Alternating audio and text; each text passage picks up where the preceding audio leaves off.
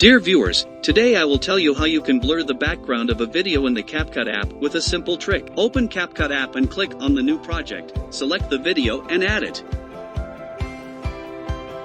Now click on the effect here and go to the Lens tab. Go down a little bit and select the blur effect. Click on adjust. Here you can change the intensity of blur to your liking. I leave it to this level.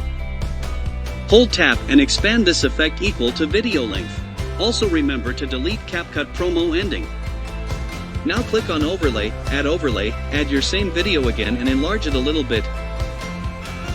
Select your video and scroll a little bit to the right. Here you will get an option of cut out. Click it and then click on remove background. Wait a while and wow, the background of the video is blurred.